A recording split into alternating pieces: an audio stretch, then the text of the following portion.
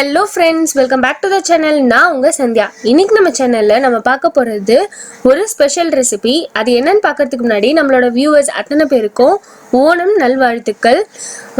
இன்னைக்கு நம்ம பார்க்க போற ஸ்பெஷல் ரெசிபி என்ன அப்படின்னா ஓணம் பண்டிகை அப்ப மலையாளிஸ் எல்லாருமே செய்யற ஏத்தக்கா எரிசேரி.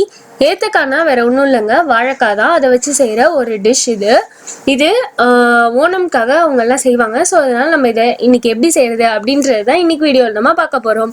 இது எப்படி செய்யறதுன்னு தெரிஞ்சுக்கணும்னா இந்த வீடியோவை ஸ்கிப் பண்ணாமல் முழுசாக பாருங்க.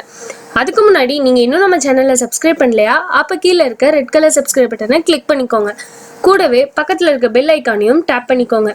அப்பதான் நான் போடுற இன்ட்ரெஸ்டிங்கான வீடியோஸ் உங்களுக்கு உடனுக்குடனே நோட்டிஃபிகேஷனாக வந்து சேரும். ஸோ தட் நீங்கள் இந்த வீடியோஸும் மிஸ் பண்ணாமல் பார்க்கலாம். இப்போ நம்ம வீடியோக்குள்ளே போகலாமா?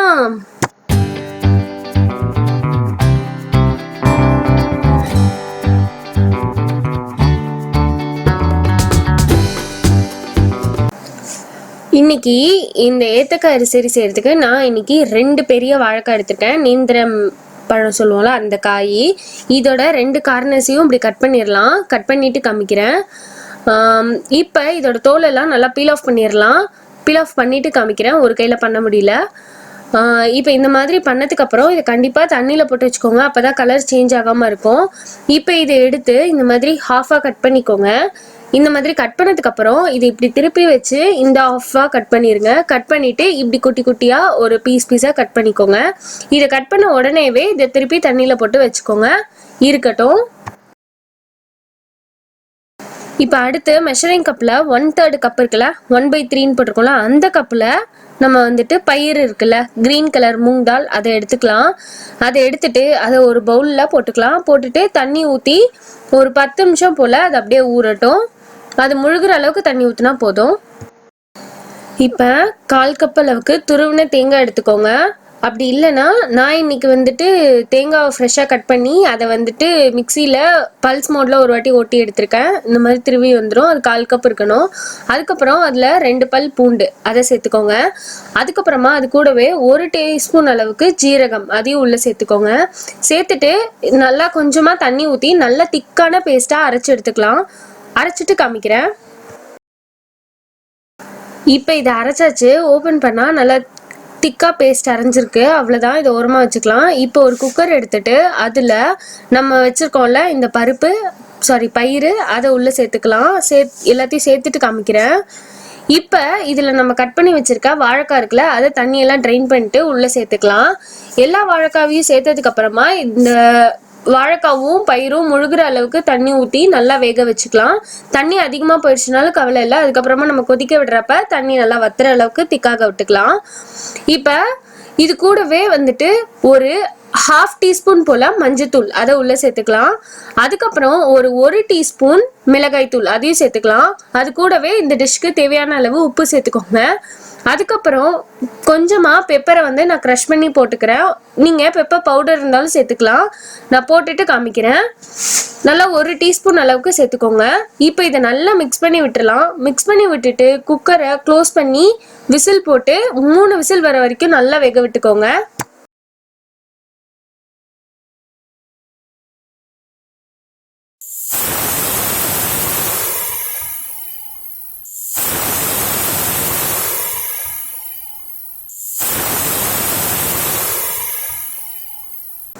இப்போ நல்லா ப்ரெஷர் ரிலீஸ் ஆனோன்னே நம்மளோட காயெல்லாம் வெந்து இப்படி தான் இருக்குது.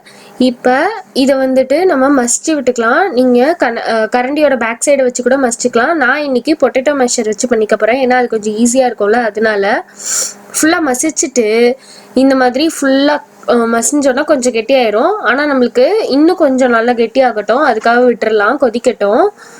இப்படி நல்லா கொதிச்சதுக்கப்புறம் நம்ம அரைச்சி வச்சுருக்கோம்ல தேங்காய், ஜீரகம், கார்லிக்லாம் போட்டு அதை வந்துட்டு இதுக்குள்ளே சேர்த்துக்கலாம்.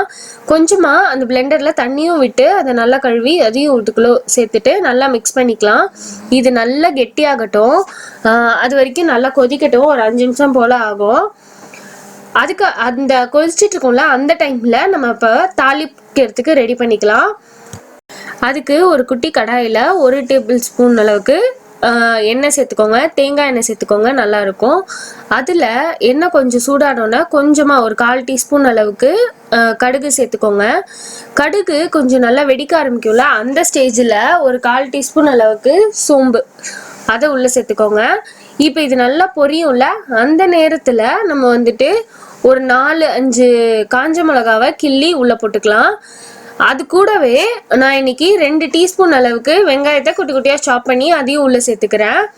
இது கூடவே ஒரு டேபிள் ஸ்பூன் அளவுக்கு துருவின தேங்காய் அதை உள்ளே சேர்த்துக்கலாம்.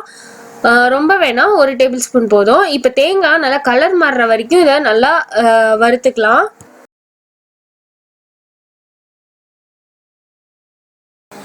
இப்போ நம்மளோட இந்த எரிசரி வந்துட்டு ஒரு 5 நிமிஷம் போல் நல்லா கொதிச்சதுக்கு அப்புறமா நம்ம தாளித்து வச்சுருக்கதை உள்ளே போட்டுக்கலாம். உங்களுக்கு இன்னும் கெட்டியாக வேணும் அப்படின்னா இன்னும் கொஞ்சம் நேரம் கொதிக்க விட்டுக்கோங்க. எந்த அளவுக்கு கெட்டியாக வேணுமோ அந்த அளவுக்கு கொதிக்க விட்டுட்டு அதுக்கப்புறமா தாளிச்சிருக்கதை உள்ளே போட்டு நல்லா மிக்ஸ் பண்ணிக்கலாம். மிக்ஸ் பண்ணிவிட்டு இதுக்கப்புறம் ஒரு 2 நிமிஷம் நல்லா கொதிக்க விடலாம். இப்போ 2 நிமிஷம் போல் கொதிச்சிருச்சு, இன்னும் கொஞ்சம் கெட்டியாகிருக்கு பாருங்கள். இப்போ ஸ்டவ்வை ஆஃப் பண்ணிடலாம். இப்போ இதை ஒரு சர்விங் பவுலுக்கு மாற்றிக்கலாம். அவ்வளோதான், நம்மளோட ஏத்தக்காய் எரிசேரி சூப்பராக ரெடி ஆயிடுச்சு. இதை நீங்களும் கண்டிப்பாக செஞ்சு பாருங்கள். செஞ்சு பார்த்துட்டு எப்படி இருக்குன்றதை எனக்கு கமெண்ட்டில் ஷேர் பண்ணுங்கள். இது செய்கிறப்ப பிக்சர் எடுத்திங்கன்னா இன்ஸ்டாகிராமில் மறக்காமல் ஷேர் பண்ணுங்கள். மேலும் இந்த வீடியோ உங்களுக்கு பிடிச்சிருந்தா இந்த வீடியோக்கு ஒரு பெரிய தம்ஸ் அப் கொடுங்க. கூடவே உங்கள் ஃப்ரெண்ட்ஸ் அண்ட் ரிலேட்டிவ்ஸ்க்கும் ஷேர் பண்ணுங்கள். மீண்டும் இது போன்ற ஒரு இன்ட்ரெஸ்டிங் ரெசிபியில் உங்களை சந்திக்கிற வரைக்கும் பாய்.